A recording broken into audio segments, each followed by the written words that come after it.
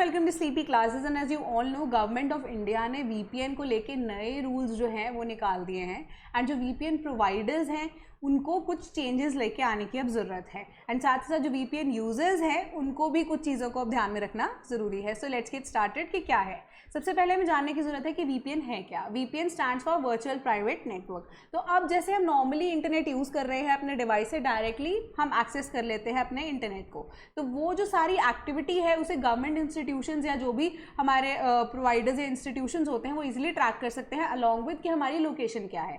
ठीक है, तो वीपीएन का क्या काम रहता है कि वो एक तरह से बाईपास कर देता है हमारी लोकेशन को भी और हमारी इंटरनेट एक्टिविटी को भी। इंटरनेट एक्टिविटी अगर ट्रेस डाउन हो जाती है तो हमारी एक्चुअल इन्फॉर्मेशन जो है, यानी कि bye means of IP address जो हमारी इन्फॉर्मेशन है रिगार्डिंग द लोकेशन, वो एक तरह से ट्रैक नहीं कर सकता कोई भी गवर्नमेंट इंस्टीट्यूशन। वीपीएन का ये काम था। ठीक है, तो अब आईपी एड्रेस क्या है कि कॉम्बिनेशन है ऑफ नंबर्स जो कि डायरेक्टली बता देता है कि हमारी एक्चुअल लोकेशन है क्या। तो वीपीएन ऑल इन ऑल हमारे आईपी एड्रेस को प्रोटेक्ट कर रहा था by means of providing a fake IP address जो कि किसी और कंट्री के नाम पे रजिस्टर्ड होता था। तो अब जो नए रूल्स हैं वो देख लेते हैं क्या है।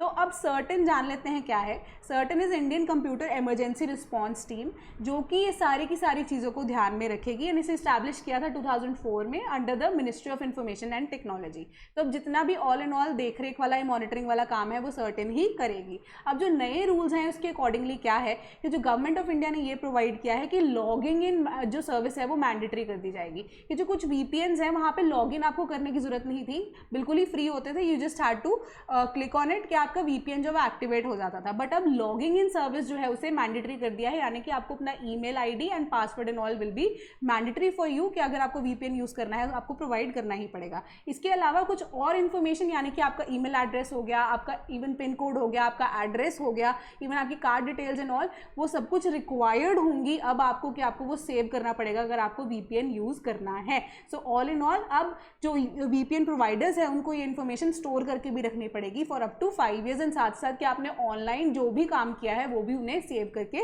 रखना पड़ेगा। ये नए रूल्स जो है वो कह रहे हैं। तो अब इनके बेनिफिट्स क्या क्या हैं। सबसे पहली चीज़ कि डिजिटल फुटप्रिंट्स जो है वो ट्रैक करना आसान हो जाएगा, यानी कि जो व्यक्ति अब कोई भी ऐसा काम कर रहा है, क्या काम कर रहा है इंटरनेट पे, ठीक है, कौन सी वेबसाइट पे लॉग कर रहा है, लॉग इन कर रहा है या काम कर रहा है, वो सारी की सारी चीज़ें जो है वो इजीली ट्रेसेबल होंगी by the government of India as well. And साथ ही साथ जो वीपीएन प्रोवाइडर है वो भी इजीली इस चीज़ को ट्रैक डाउन कर सकता है। इसके अलावा क्रिमिनल्स जो है, जो क्रिमिनल एक्टिविटीज़ ऑनलाइन जो हो रही हैं उनको भी गवर्नमेंट जो है अब इजीली ट्रैक डाउन कर सकती है। इसके अलावा जो इंडिया की सॉवरेनिटी के ऊपर थ्रेट है उसको भी एक तरह से बचाया जा सकता है। वो कैसे कि कुछ भी ऐसी सेडिशियस एक्टिविटी हो जाती है, कोई सेडिशियस स्टेटमेंट जो है ऑनलाइन पास हो जाती है या कोई गलत इन्फॉर्मेशन जो है वो स्प्रेड हो जाती है ऑनलाइन, उसके अगेंस्ट भी गवर्नमेंट ऑफ इंडिया जो है एक्शन ले सकती है, क्योंकि जिसने वो स्टेटमेंट दी होगी या जहाँ से भी वो स्टेटमेंट या वो वीडियो अपलोड हुआ होगा वहाँ का जो इन्फॉर्मेशन है या वहाँ की जो लोकेशन है वो गवर्नमेंट ऑफ इंडिया के पास इजीली अवेलेबल रहेगी, तो उसके ऊपर एक्शन लिया जा सकेगा। तो अब इसके कुछ नुकसान भी हैं।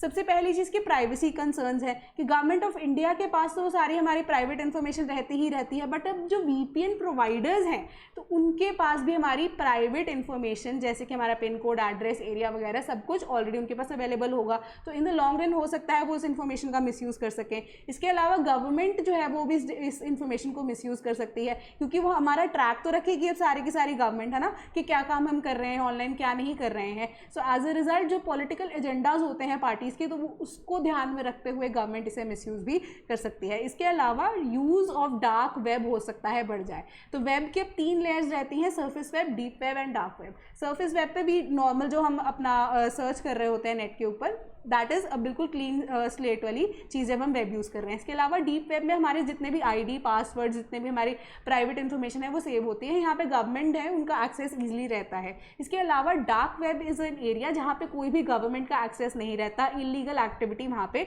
सारी होती है। तो अब जो क्रिमिनल्स हैं वो डीप वेब से बढ़कर डार्क वेब की साइड शिफ्ट हो जाएंगे, अगर हो सकता है, इसकी प्रोबेबिलिटी हो सकती है। तो all in all government of India चाहती है कि बेटर पिक्चर को ध्यान में रखते हुए कि जो लोग हैं उनका जो है इंटरनेट पे जो वो मिसयूज़ कर रहे हैं चीज़ों का, वो चीज़ ना हो सके, उनको मद्देनजर रखते हुए ये लॉज को पास किया गया है। बट ऑल इन ऑल इनके कुछ ड्रॉबैक्स भी हैं जिसे गवर्नमेंट ऑफ इंडिया को ध्यान में रखने की ज़रूरत है। सो आज के लिए इतना ही। Thank you so much.